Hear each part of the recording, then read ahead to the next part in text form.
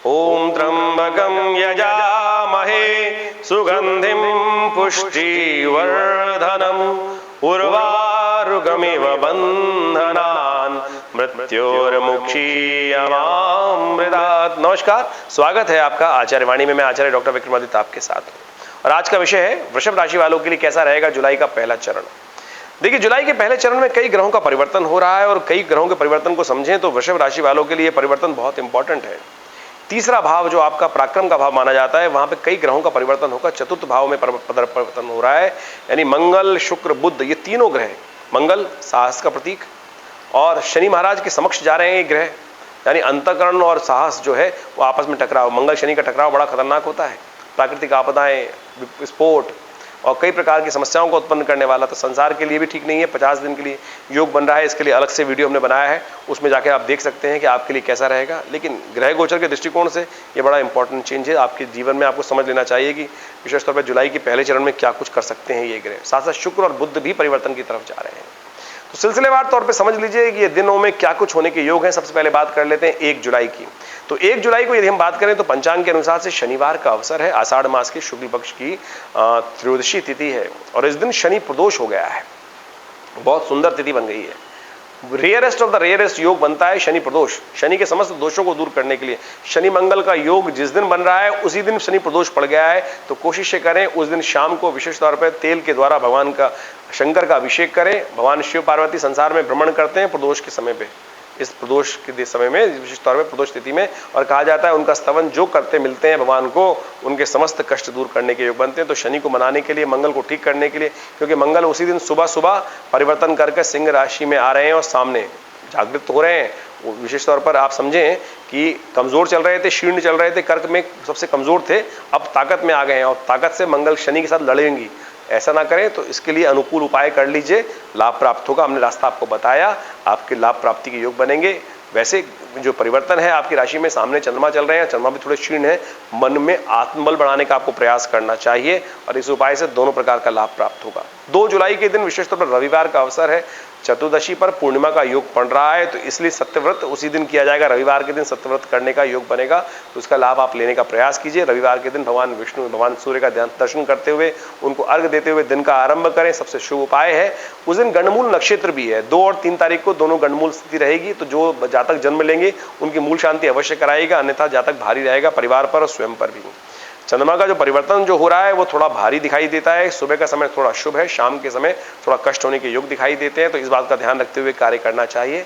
सत्यनारायण व्रत, सत्यनारायण जी की इस कलिकाल में पूजा समस्त प्रकार के मनोरथ और कष्टों को दूर करने वाली है। ओम नमो नारायणाय नमः, इस मंत्र का जप करें, कल्याण होगा। 3 जुलाई को ग्रहों का योगायोग जो दिखा रहा है पंचांग, बहुत शुभ तिथि का निर्माण हो रहा है। उस दिन व्यास पूजा, गुरु पूर्णिमा का अवसर है। तो ऐसे में कहा जाता है कि जो गुरु का आशीर्वाद ले लेते हैं, माता का आशीर्वाद ले लेते हैं, उनके समस्त प्रकार के कष्ट दूर हो जाते हैं। तो इस बात को हमें समझना चाहिए। देखिए, कौरव पांडवों की कथा आपको प्राप्त याद होगी। कौरव लड़ रहे थे पांडवों के साथ, कौरवों के साथ समस्त कोई भी आशीर्वाद नहीं था, पांडवों के साथ आशीर्वाद था और इसीलिए भगवान कृष्ण वहां विद्यमान थे। इतनी बड़ी सेना के साथ युद्ध हुआ और हरा दिया आशीर्वाद के कारण से। इसलिए गुरुजन का आशीर्वाद लेकर काम करने का प्रयास करें। देखिए, कल्याण के योग बनेंगे। आपके लिए बहुत शुभ तिथि का निर्माण हो रहा है। इस दिन ग्रह विशेष तौर पे आपकी राशि के अनुसार से थोड़े भारी हैं। आशीर्वाद से शुभ योग बन सकता है, इसलिए माता का, अपने पिता का और गुरुजन का आशीर्वाद लें, ब्राह्मणों का आशीर्वाद लें, कल्याण होने के योग बनेंगे। वहीं 4 जुलाई की यदि हम बात करें तो उस दिन तिथि की बहुत शुभ आगमन हो रहा है। सावन का महीना शुरू हो रहा है। मंगलवार के दिन सावन का महीना शुरू हो रहा है और कहा जाता है कि यदि कोई शुभ अनुष्ठान इस दिन आरंभ किया जाए तो समस्त प्रकार के कष्टों को दूर करने वाला होता है। सावन के पहले दिन से हमने सोचा है कि हम विवेकानंद योगाश्रम में एक सुंदर तरीके से, सावन इस बार बहुत खास है, पहले तो समझ लीजिए 60 दिन का सावन है। आमतौर पर 30 दिन का महीना होता है ना देसी तिथि के अनुसार से। इस बार लंब का महीना, लौंद का महीना सावन में ही आ गया है और बहुत सुंदर योग बना रहा है। रेयरेस्ट ये योग बन रहा है, इसका लाभ लेने का प्रयास, वर्षों बाद ये योग बना है।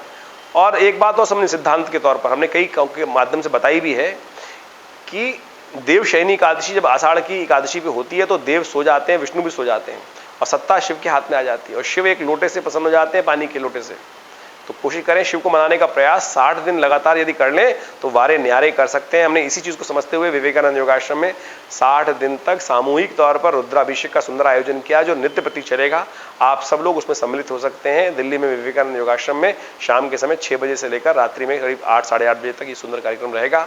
आप आइए, दूध के द्वारा, दही के द्वारा, गन्ने के द्वारा, शहद के द्वारा, भस्म के द्वारा, समस्त तिलोदक के द्वारा अनेक प्रकार से भगवान शिव को मनाने का प्रयास किया जाएगा। और रुद्राष्टाध्यायी के वेद मंत्रों का पाठ करते हुए आप भी उसमें सम्मिलित हो, आपके मनोरथ सिद्ध होने के योग बनेंगे। ग्रह विशेष तौर पर परिवर्तन की तरफ जा रहे हैं, शुभ सूचना दे रहे हैं, लाभ की स्थिति उत्पन्न करेंगे। सुबह का समय आपके लिए थोड़ा भारी रहेगा।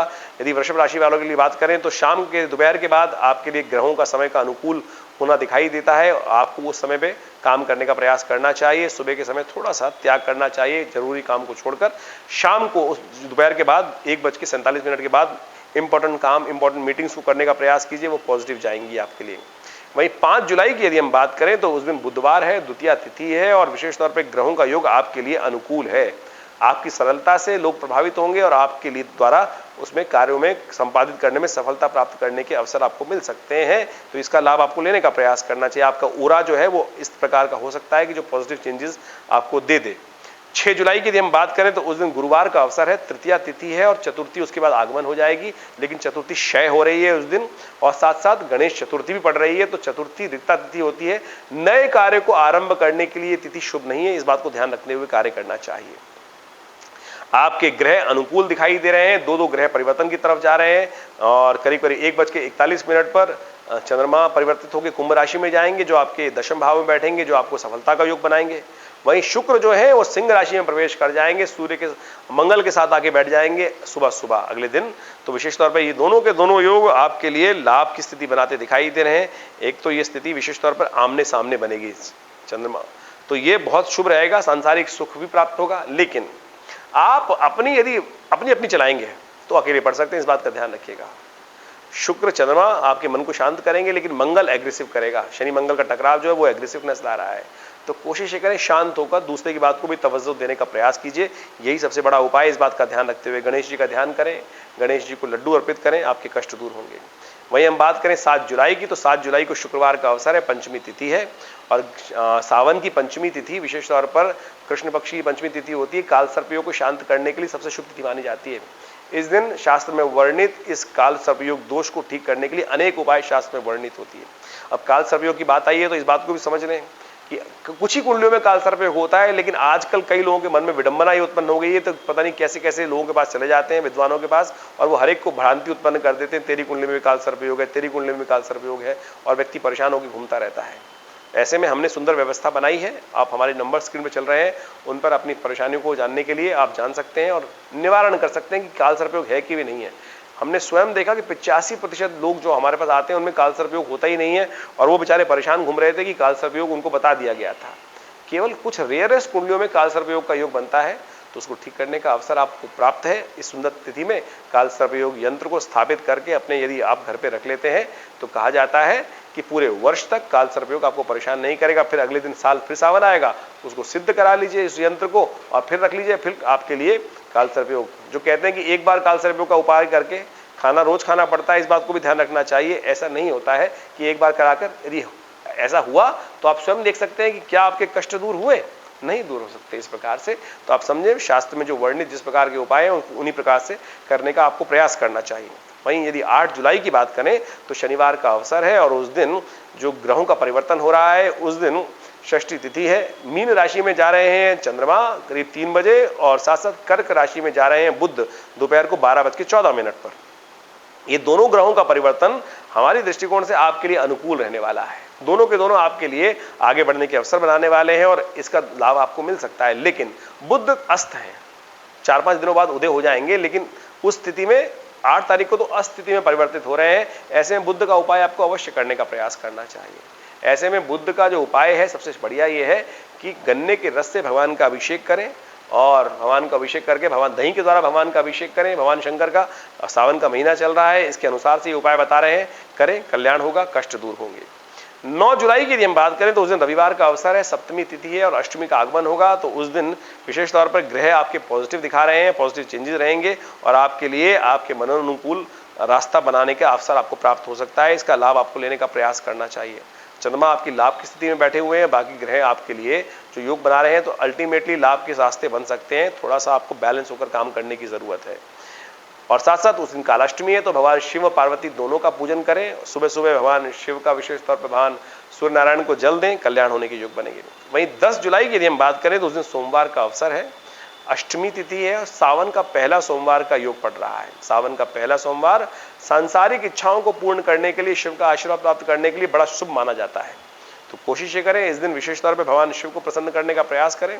आपके ग्रहों का योग दिखाता है कि सुबह का समय यदि शाम तक का समय आपके लिए अनुकूल दिखाई देता है, शाम को मेष में जाएंगे चंद्रमा, वो आपके लिए थोड़ा कष्ट का योग बना सकते हैं, नुकसान का योग दे सकते हैं। तो इसलिए दिन दिन में अपने कार्यों को पूर्ण करें पॉजिटिवली। शाम के लिए जो शाम का समय पूजन के लिए रखें।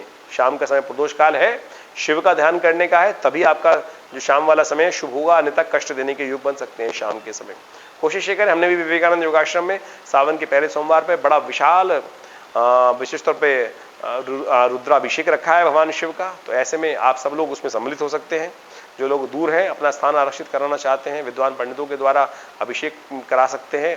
आपके नाम से वो अभिषेक कराया जाएगा, तो आप उसके लिए अपना स्थान आरक्षित कर लें। फोन नंबर्स हमारे इस चैनल पर चल रहे हैं, उन सब पर जानकारी प्राप्त कर सकते हैं। धन्यवाद।